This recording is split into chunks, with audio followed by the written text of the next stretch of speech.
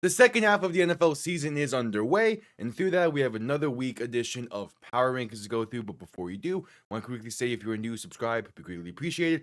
Leave a like, and let me know your thoughts down below. To kick things off, the first honorable mention is the Chicago Bears, and they had a path to get into the top 10 properly this week. They just didn't have the game I was expecting them to have against a really banged up Giants team. Caleb Williams looked fine, 220 yards and a touchdown to pair with 63 yards on the ground, which is paired with a team total of 171 yards on the ground, as DeAndre Swift and Kyle Maganai ran well in this game.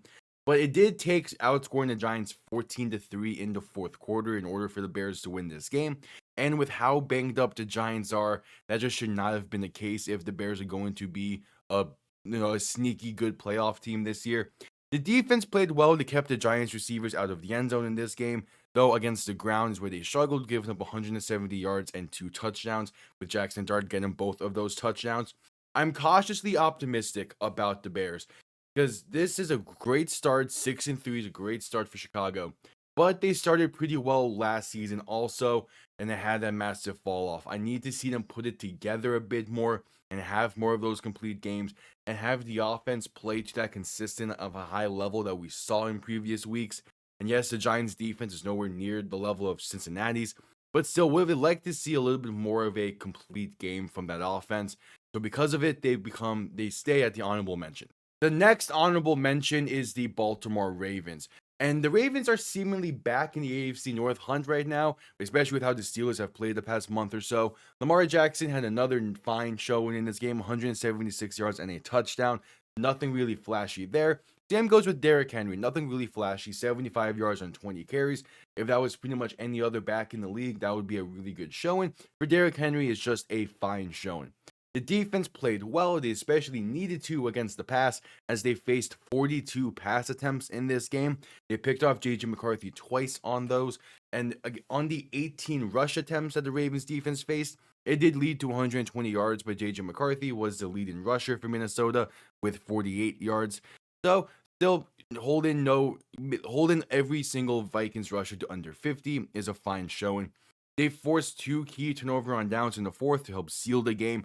And it wasn't a dominant showing like they had last week against Miami, but it was still a showing that, they're able to win these games that they're supposed to be winning with Lamar Jackson being back.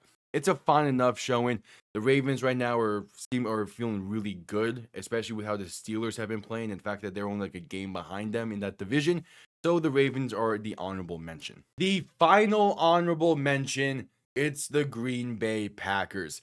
Back-to-back weeks of an offense that just cannot show up to a game.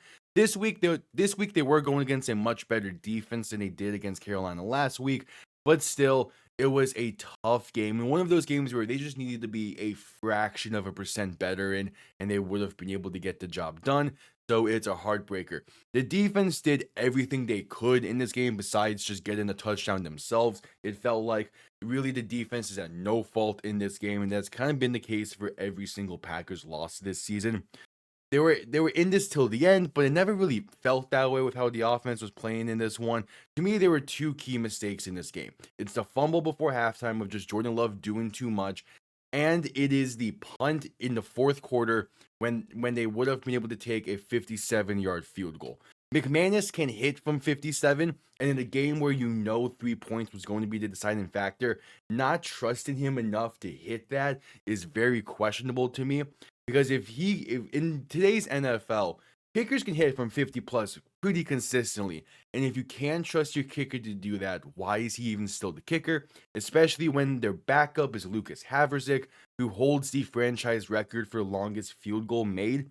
So it's just a really weird situation there for the Packers. This was a team that had Super Bowl expectations before the season, but with these offensive performances looking very rough. Yes, there are injuries aplenty with this offense, but still, they need to get things together and they have the talent to where this should not matter.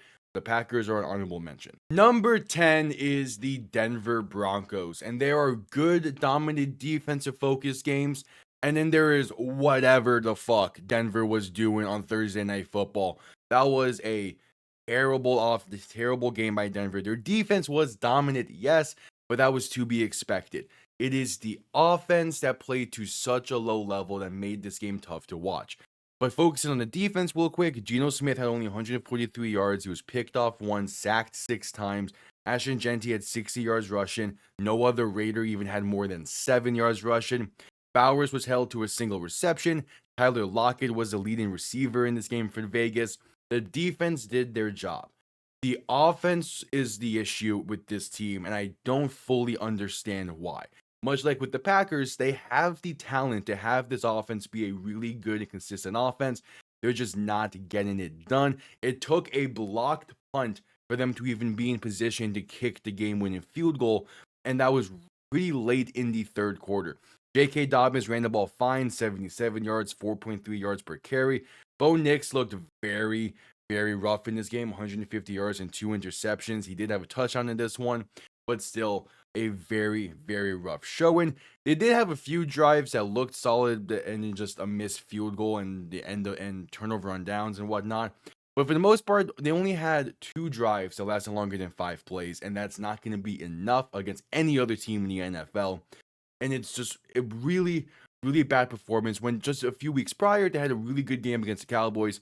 So I'm not really sure, but you putting up 10 points and 220 total yards of offense is not enough. So they fall to number 10. Number 9 is the Buffalo Bills. And I try my hardest to keep any terms of Miami Dolphins bias out of these power rankings videos, because in these type of videos, other biases are going to naturally show up just because I have a specific way I like to see a team play and a team built and all that.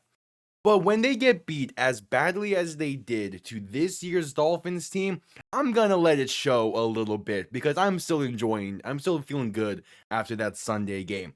It took till the fourth quarter for the Bills offense to get on the board, and they really didn't have many drives that were that great before then either way. So the drives that they did have, they were pretty good, and ended in turnover on downs, in fumbles, in a red zone interception. So they found themselves in a pretty tough spot in this game all around. Though Josh Allen still his end stat line was fine, he played rough in this game and didn't really get a lot of help from his receivers either. The Dalton Kincaid injury played a massive impact in this one, but when Kincaid's your only reliable option and your early second round pick and Keon Coleman and other guys are struggling to get separation, you're going to find that those cracks are going to form sooner rather than later. And this was an example to the point where they just signed Mecole Hardman. And the ground game couldn't get much going. Miami really focused in on stopping James Cook because they had faith in their corners to just force good contested catches, which the Bills could not come down with. The defense tried their hardest in this game to keep them in it, but they struggled against the ground once again, and that's been the biggest issue with the Bills defense this season, is struggling against the ground. The Bills for the past however many years have been a team that you can count on in the regular season to play well and make the playoffs.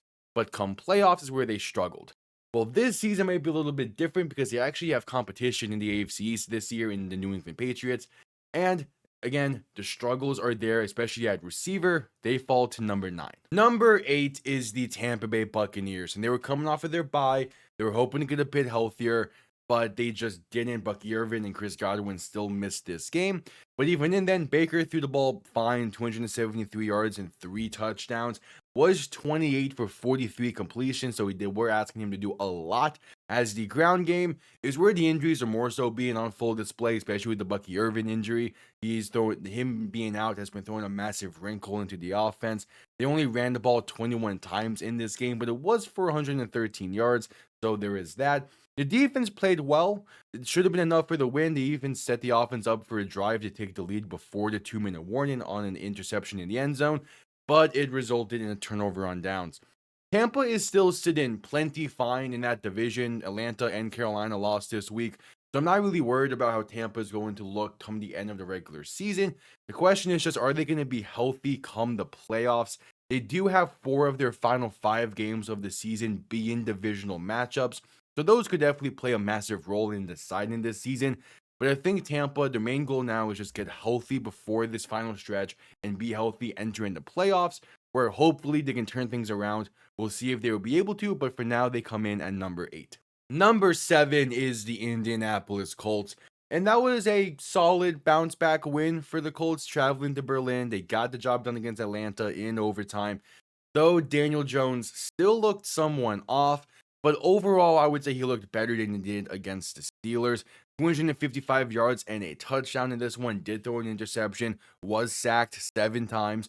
As the O-line is becoming a little bit of a concern over there in Indianapolis. They're now tied for 8th in sacks allowed this season. So something to keep an eye on.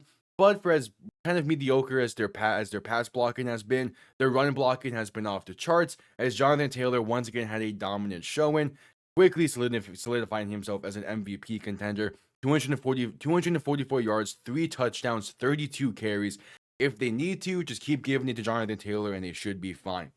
The defense looked fine in this game. Penix had 177 yards and a touchdown.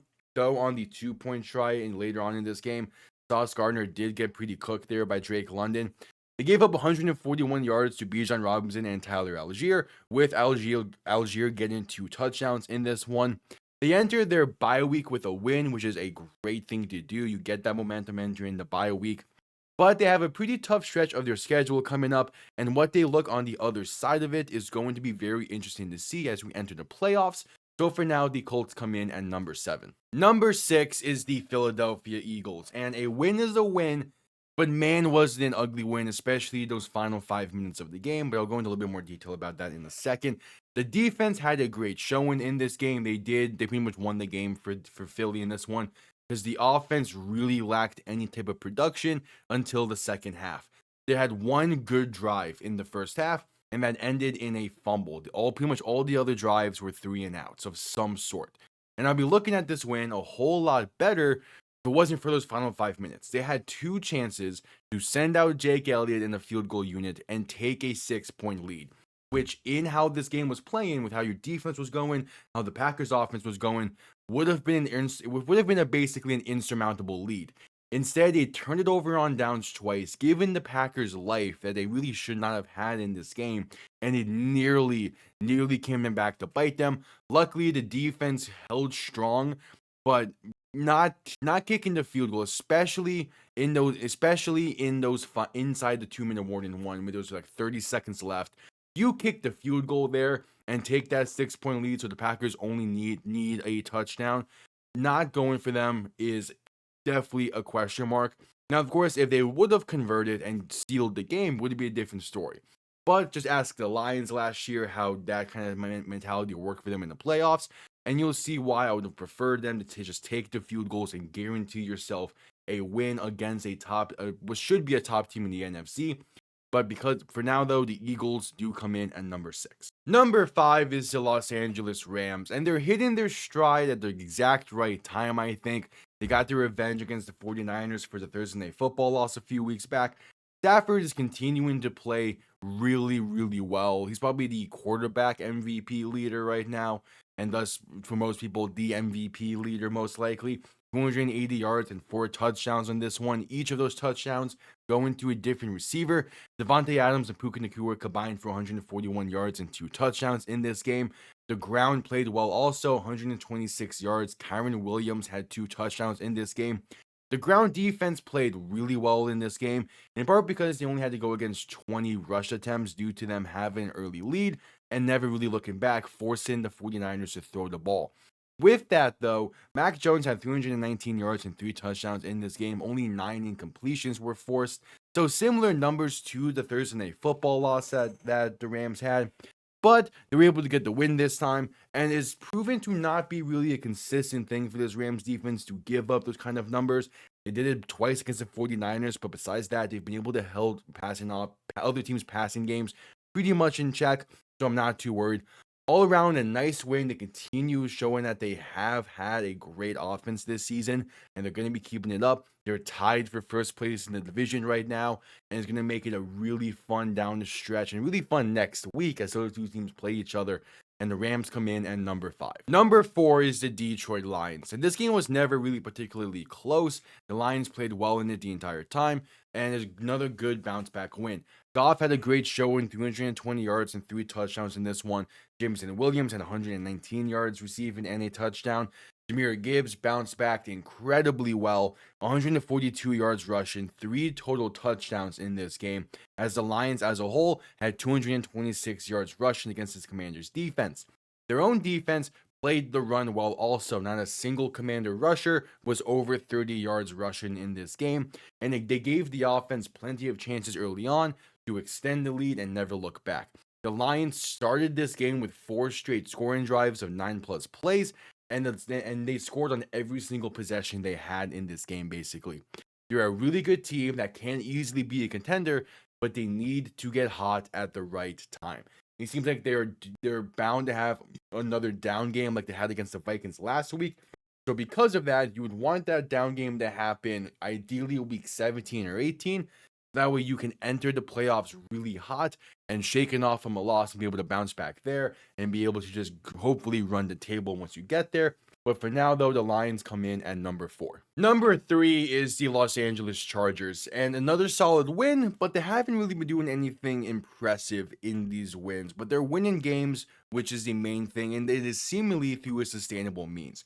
The defense had another great showing in this game. They've won 3 straight games now, giving up a total of 26 points in those 3 games defensively. They held Aaron Rodgers to 161 yards passing, picked him off twice in this game. They held the Steelers' run game to 73 yards total. So a really solid showing from the defense once again. Herbert threw the ball well, 220 yards and a touchdown. The ground game had 115 yards, with Vidal getting the bulk of the workload with 25 carries and 95 yards in this one. I feel similarly to the Chargers this year as I did last year. The difference, though, is the injuries they have faced this year. Rashawn Slater and Joe Alt being out for the season is tough, and they've been without their top 2 running backs most for the past month or so. But they're still able to play well with all of that. So I think that come playoffs is going to be the true test for them. I think confidently by this point we can say they're a playoff team. So it's just, is this going to be as sustainable compared to the kind of lack of sustainability in the playoffs that they had last year with the offense? We will see. For now, they come in at number 3. Number 2 is the New England Patriots, and they're playing some really good football. It took till this week for the run game to truly showcase its full potential. Trevion Henderson had his breakout game, 147 yards and 2 touchdowns, each of those being 50+ yards, including a 70-yarder that sealed the game in this one. This is all on top of Drake May throwing for 270 yards and 2 touchdowns, and a performance that was good, but I wouldn't say it was great compared to some of his other showings he's had this season. Mac Hollins led the team in receiving, just over 100 yards. Kyle Williams had 1 catch, but it was for a 72-yard touchdown in this one, and the defense played really well. Considering they only went against 21 carries, they played the run game fine in this one. So it was a really focus against the pass, which they did struggle a little bit, but nothing to be too concerned about. They outgained Tampa by 60 yards. They played really well to extend this division lead over Buffalo that they have. And for as much as I hate to see this and hate to say this, the Patriots are seemingly back to their old form, and they have a nice young core that is experiencing success early. The question will be, when they get to the playoffs, is this young core going to be able to rise to the occasion, or are they going to need to experience the playoffs first before next year when they can truly make their push? We will see, but the Patriots come in at number 2. Number 1 is the Seattle Seahawks, and they once again had a dominant game in which they dominated so badly that they pretty much didn't try in the second half in this one. They tied the season high for points in the first half with 38, which they set a few weeks ago against the Saints. Darnold wasn't his standout self in this one, though. 178 yards and a touchdown, plus an interception. He still played fine in this one. The main focus was the ground game. 198 yards total. Kenneth Walker and Zach Charbonnet combined for 150 of those yards. The defense also played great in this game. DeMarcus Lawrence got 2 scooping scores in this one. They sacked Jacoby Brissett 5 times. And all around, they made things tough for this Cardinals offense. Seattle is looking great. They're playing great. They're tied for the 1 seed out in the NFC right now. And they've been impressive all throughout this season. Sam Darnold is playing a lot better than I thought he would in Seattle. JSN is having a season light years better than I thought he was going to have, especially as more complete of a season. Being that true number 1 now in Seattle. All around, they're playing fantastically. They're a fun team to watch. They're a great team to watch.